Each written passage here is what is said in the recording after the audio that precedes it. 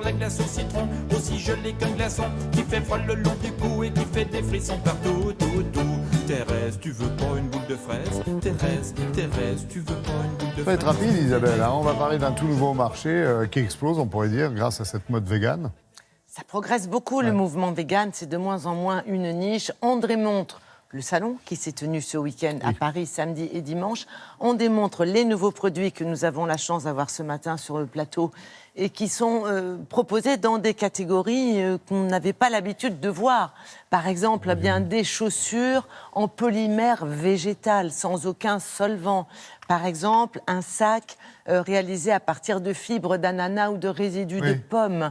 Des produits... Ça remplace la peau de crocodile. Ah oui, non, mais c'est étonnant. Des produits cosmétiques, évidemment non testés sur animaux, avec des pigments qui sont naturels. Maquiller une souris, c'est pas facile non plus. Hein. Ça progresse vraiment. Et même chose au niveau de l'agroalimentaire. Ça veut dire qu'aujourd'hui, on va trouver des glaces. Quand je dis des glaces, ce sont des crèmes glacées. Sans lait. On passe au dessert, là. On passe au dessert directement, des glaces sans lait. Et oui, ça existe, c'est possible. Les grands sorbets de l'agroalimentaire s'y mettent. Pour l'instant, on ne parle pas encore de sorbet, parce que les sorbets, ça pose pas trop de problèmes, vu que c'est quand même du végétal à la base, et de l'eau, et du sucre. Mais évidemment, les crèmes glacées, qui dit crème glacée, dit lait, dit crème. Et quand on est végane, c'est rien d'issu d'un animal. D'accord, c'est pas de viande, pas de poisson, pas de lait, pas d'œufs, et bien sûr, pas de soie, pas de laine, pas de cuir, évidemment, ça il faut quand même le préciser. Alors au niveau des glaces, les grands de l'agroalimentaire s'y mettent. Il y a eu des tests l'an dernier sur les personnes qui étaient un peu allergiques, on va dire, intolérantes au lactose. Là, ça va gagner l'ensemble de la grande distribution, comme en témoignent les tests que nous avons filmés. Bonjour Sabrina. Bonjour. Alors quel est le programme pour aujourd'hui? Aujourd'hui, j'ai une dégustation sur 2 références de glace, caramel beurre salé et la référence chocolat noisette.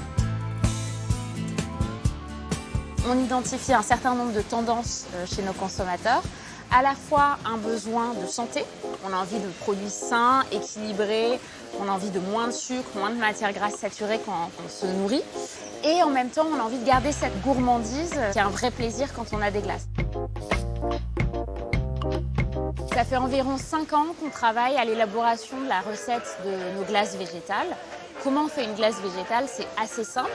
En fait, on part de notre base qui sont ces jus végétaux, que ce soit des laits d'amande, des laits de coco, des bases soja. Et ensuite, qu'on mélange avec nos ingrédients de gourmandise, qui peuvent être le caramel ou encore le chocolat, pour vraiment apporter la gourmandise que cherchent nos consommateurs. L'autre intérêt du végétal, c'est que ces laits d'amande, nos bases soja ou noisettes sont naturellement moins sucrés. Et donc, quand on les mélange avec des ingrédients gourmands, on arrive à un ensemble qui est plus équilibré. On a évidemment des contraintes de fabrication puisque nous voulons garantir que nos glaces soient 100% végétales.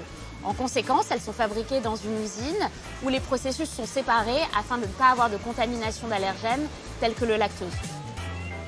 Alors la glace en soi, elle est très bonne.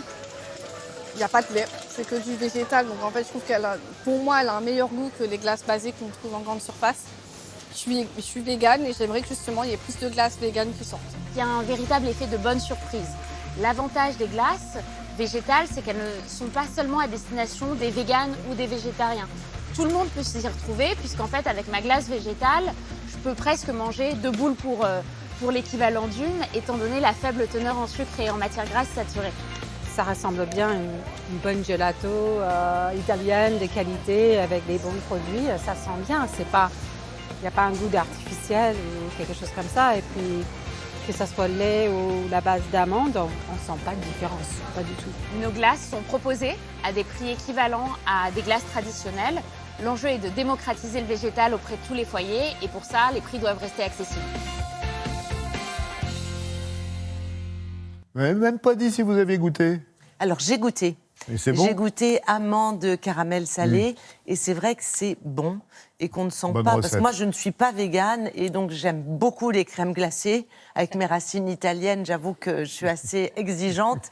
Et c'est vrai que c'est bon et qu'on ne sent pas trop la différence. Je partage assez le point de vue de la personne qui a testé, et je vous garantis que toutes les personnes qui ont testé parmi elles, personne ne connaissait le produit, personne n'avait jamais goûté ce type de produit, donc c'est plutôt une bonne nouvelle. Ils ont beaucoup travaillé sur la recette. Eh ben, merci pour ces bonnes nouvelles. Merci Maude, merci beaucoup Isabelle.